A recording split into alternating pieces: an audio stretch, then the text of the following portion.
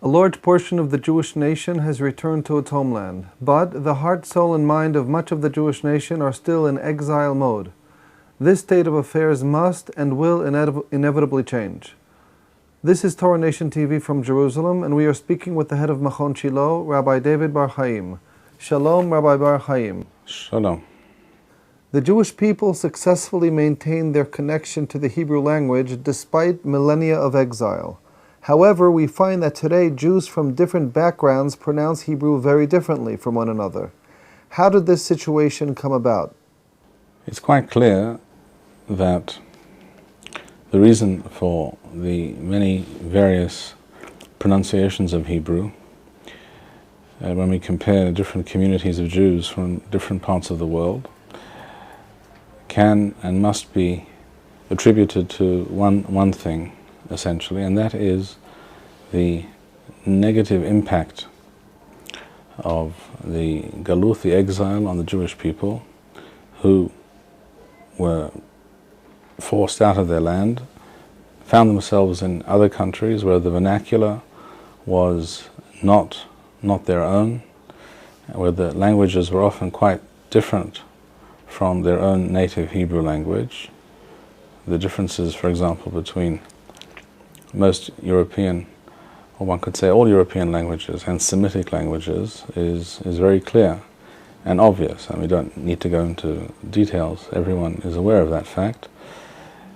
And therefore, if the Jews found themselves, for example, in Germany, where many sounds, many of the consonants and sounds of the Hebrew language are not known, not part of the vernacular or the languages of the surrounding peoples in that part of the world, the Jews over time, it certainly didn't happen overnight or even in one generation, but over time the Jews in those parts of the world began to find themselves incapable of pronouncing certain things, and they simply forgot. And then within a small, relatively short space of time, once you reach that point, it doesn't take more than a generation, the knowledge and the tradition of the Hebrew language, how it is to be read, how it is to be pronounced, etc., can very easily and very rapidly be lost.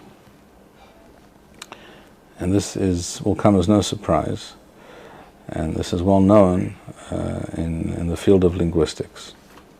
Already in the Middle Ages, we find the Radak, Rabbi David Kimhi, in his famous Sefer Michlol, book he wrote on Hebrew grammar, mentioning the fact that of all the Jews in the world, only the Jews of Eretz Israel know how to pronounce the qames, the vowel known as a qames or a kamatz, which is a particular vowel sound in between a patah, the a sound, and the hole, which is an o.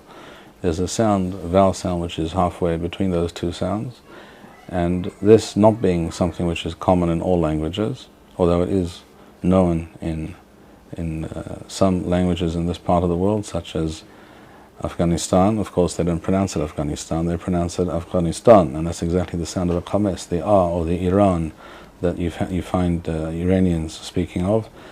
That sound is a qames, but this is not a sound which is common in all languages.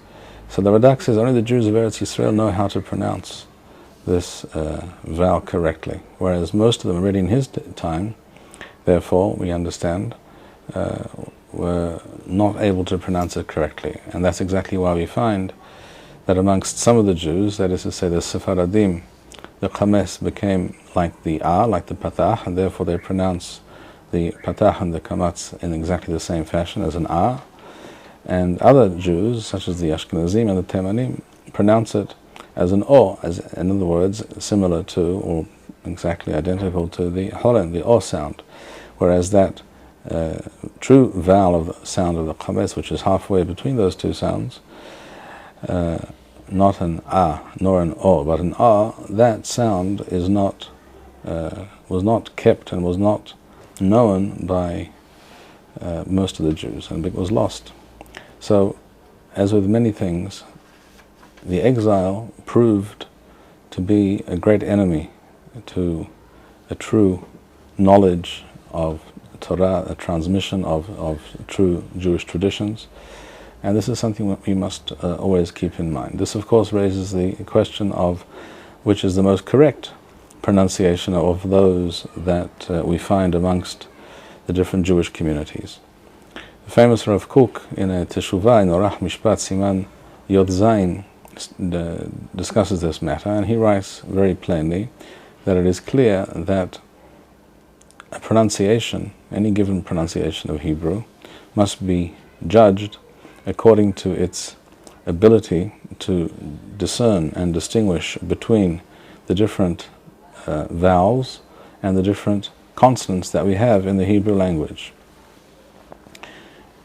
He says, therefore, if one pronunciation, for example, the Sephardi pronunciation regarding the two vowels that we mentioned, the patach and the chamatz, does not know how to distinguish between them, whereas the Ashkenazim and the Temanim do, then on that point, the Ashkenazi and Temani pronunciation must be considered more correct, because it can't be the case that in Hebrew we have two vowels which are written, which are symbolized for us by two very different signs, two different notations, in order that we should be aware that one is not the same as the other, and yet that we pronounce them in exactly the same manner. That cannot be the original intention. The original intention was obviously that you should be aware that these are two different vowels, and therefore they are notated with these two different signs. Similarly, when it comes to consonants, if in certain pronunciations the consonant veth, the V sound, and the consonant waw, a W sound, the sixth letter of the alphabet, are both pronounced as a V, then this is obviously a problem. This cannot be the original intention of the Hebrew language. There are two separate letters. One is a veth and one is a waw, and they're not the same. And they obviously exist for a reason. And the reason is very simple, because they each have their own unique, distinct consonantal sound.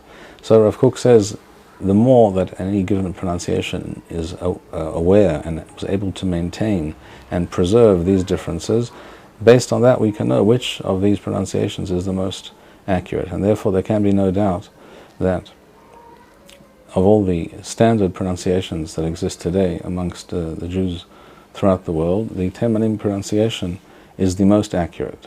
Nevertheless, it should be said, and it's important to note, that I am not claiming that the Temani pronunciation is 100% correct. First of all, there is the simple fact that amongst the Temanim themselves, there are certain differences between some parts of the Temani world and other parts, where they don't agree precisely on certain details of the pronunciation. And there's also the fact that we can trace some of the sounds or some of the pronunciations of the Temanim to certain phenomena that took place, certain changes that took place in the Arabic-speaking world, of which they were a part. And therefore these changes also impacted the Temani Jews. One example of this is the fact that in traditional classical Arabic, the consonantal sound for a gimel is g, the G, as in the word goat in English, as it is to this day in Arabic as spoken in Egypt, for example. Therefore the word for army in Arabic, in Egyptian Arabic, is al-Geish, but in most parts of the Arabic world they pronounce it al-Jaish. The gimel, the g sound, became a j sound. This was a phenomenon that took place not long after the rise of Islam, apparently, and in most parts of the Arabic world this became the standard pronunciation of that letter. It's therefore not surprising that amongst the Temanim, who lived in such an area where this change took place in the vernacular, in the Arabic, which is quite close in many respects to Hebrew, much closer than European languages, for example, are to Hebrew. This also affected their pronunciation, and we have proof of this in the fact that Rav Saadia Gaon, over 1,000 years ago, writes explicitly, and he also spoke Arabic and was fully aware of the Gimel sound, which he refers to in Arabic. He says, we do not have a j sound consonant in Hebrew. So he writes explicitly, rather we have a gimel sound. So there are certain aspects of Taimani pronunciation which are not accurate as well, and that simply leads us to the conclusion that all the Jews throughout the world, wherever they were affected to a greater or lesser extent by the reality of living in the Galuth and being removed from our homeland, and yet some were more affected than others. And the truth of the Hebrew language, the beauty, the truth, and the authentic tradition of the Hebrew language can only be understood and reconstructed by taking that which is correct in all the pronunciations and rejecting that which is incorrect. And this, of course, can be done by those who have studied and delved into these matters and who are familiar with the living traditions, which is, of course, not a simple thing to do, but it is something that we must do and should strive for. Why not accept the claim some would make that languages evolve, as did English, from Old English to Middle English to Modern English? Why can't we accept Hebrew as it is developed? I once heard a similar suggestion from someone, a friend of mine in fact.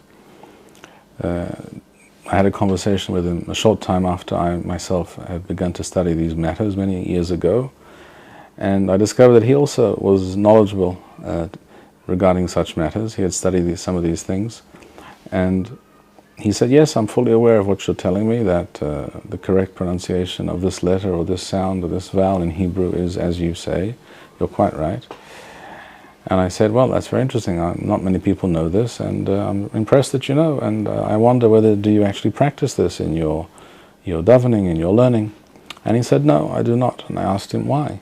I was somewhat taken aback, and he said to me, because languages change and evolve, and this is how we speak Hebrew today. This response always struck me as disingenuous and certainly lacking intellectual honesty and rigor. For the very simple reason that if you look at the Hebrew language, we find that there are 28 consonants, going from the beginning to the end of the alphabet, which I won't do now, including the 6 letters which have 2 pronunciations based on the fact whether they have a dot in the middle of them or not. You have 28 consonants. Of those 28 consonants, most Jews today do not know anything at all about, or do not want to know about perhaps, and some are perhaps even incapable of pronouncing 10 out of those 28. 10 out of 28 is over a third of the consonants in the Hebrew language. I would challenge anybody to point out to us another language where over a third of the consonantal sounds which make up that language have simply disappeared by reasons of evolution or gradual change. It is entirely true that all languages change and evolve. That is inevitable, and this is well known in the field of linguistics. It's also equally well known that the Jews, for the reasons that we explained, because of their exile from their land and their coming into contact with many different languages, some of which are very different from Hebrew, were affected by these events, and not affected for the better. The influence was negative and destructive. In fact, what happened to the Hebrew language, therefore, was not any kind of an evolution or a natural change that occurs in all languages, but rather a type of Shoah, a kind of Holocaust. The Jewish language, the Hebrew language, underwent a Holocaust in the exile. That is what we must understand. And if it were not for some of the sources and facts that we are aware of today, and the Taimani communities that were able to maintain Jewish pronunciation, the Jewish language correctly, we would today not have a clue as to the true nature and sound and traditions relating to the Hebrew language. And therefore, when it comes to the Hebrew language, this claim is quite absurd and certainly cannot be agreed to. It is not admissible. Thank you, Rabbi Bar-Hayim. We would like to suggest the following opportunity to our viewers. If you identify with Rabbi Bar-Hayim's message and would like to sponsor or dedicate a video interview with the Rabbi in honor or memory of a loved one, if you would like to obtain Nusach Eretz Yisrael or invite the rabbi for a speaking engagement, please email us at office@machonshilo.org.